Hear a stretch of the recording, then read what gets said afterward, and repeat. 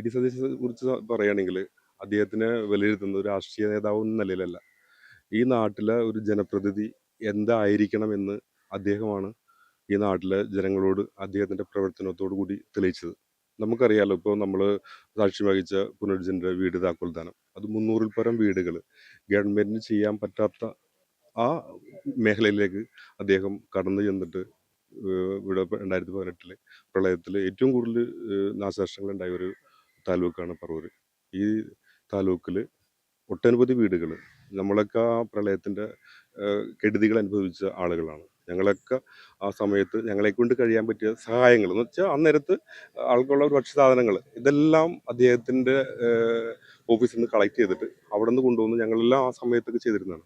അതിനുശേഷം ഉണ്ടായ നാശനഷ്ടങ്ങൾ, ജീവന ഉപാധികൾ ഉൾപ്പെടെയുള്ള സാധാരണക്കാരായ ആളുകൾ തയ്യൽ മെഷീനുകൾ കൊടുത്ത്, പശുക്കുട്ടികൾ, അങ്ങനെ ഇവിടെ വ്യാപാരികൾക്ക്, എല്ലാ വ്യാപാരികൾക്കും ഈ നമ്മുടെ പറവൂർ താലൂക്കിൽ 10,000 രൂപ വെച്ച്, അല്ലെങ്കിൽ അതിന് അദ്ദേഹത്തിന് കഴിയുന്ന വിധത്തിൽ നഷ്ടപരിഹാരങ്ങൾ ചെയ്തുകൊണ്ട് എങ്ങനെയൊക്കെ നമ്മൾക്ക് ഒരു മനുഷ്യനെ നമുക്ക് സഹായിക്കാൻ പറ്റും എന്ന നിലയിൽ അദ്ദേഹത്തിനോട് കഴിയുന്ന വിധത്തിലുള്ള സഹായങ്ങൾ ചെയ്തിട്ടുണ്ട്. ഇപ്പോൾ നമ്മളിപ്പോൾ ഞാൻ നേരത്തെ പറഞ്ഞ പോലെ സാക്ഷ്യം വഹിച്ച 300-ൽ പരം വീടുകൾ ഇപ്പോൾ ഒരു ലൈഫ് ബില്ല് നമുക്കറിയാലോ, അർഹതപ്പെട്ട പല ആളുകളും അവണിട്ട് പോവുകയാണ്. പക്ഷേ അദ്ദേഹത്തിൻ്റെ മുന്നിലേക്ക് എത്തിപ്പെടുന്ന ആളുകൾ ജെന്യൂൻ ആണെങ്കിൽ തീർച്ചയായിട്ടും അദ്ദേഹത്തിന് ഒരു സൊല്യൂഷൻ ഉണ്ട്. ആ സൊല്യൂഷൻ്റെ പുറത്ത് തന്നെയാണ് ഇത്രയും അധികം വീടുകളും മറ്റും നമ്മുടെ ഈ നാട്ടിൽ ആളുകൾക്ക് കൊടുക്കാൻ സാധിച്ചിട്ടുള്ളത്. തീർച്ചയായിട്ടും അതൊന്നും ജനങ്ങളെ കേൾക്കില്ല.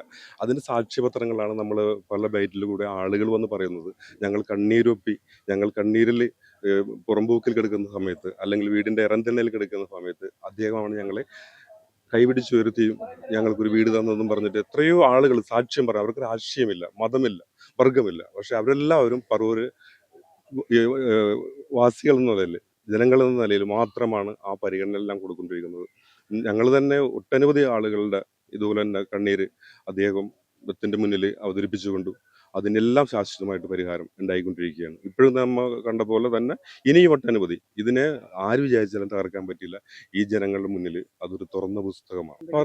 പറവൂര് അദ്ദേഹത്തിന് അറിയാലോ, അദ്ദേഹത്തിന്റെ 6ാമത്തെ മത്സരമാണ്.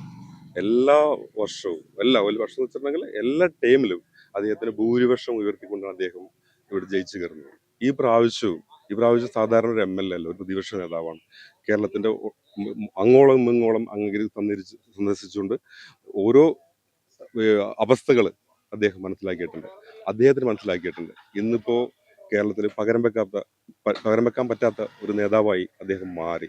ഇന്ന് ഞങ്ങളുടെ എല്ലാം കാഴ്ചപ്പാട്, സാധാരണ ഒരു പൊതുപ്രവർത്തകൻ എന്ന നിലയിൽ അദ്ദേഹം ഒരു 30,000-ന്റെ മുകളിൽ, ഞാനൊരു സംഖ്യ പറയാം, 30,000-ന്റെ മുകളിൽ ഭൂരിപക്ഷം വർദ്ധിപ്പിച്ചുകൊണ്ട് ഇവിടെ ജയിക്കും.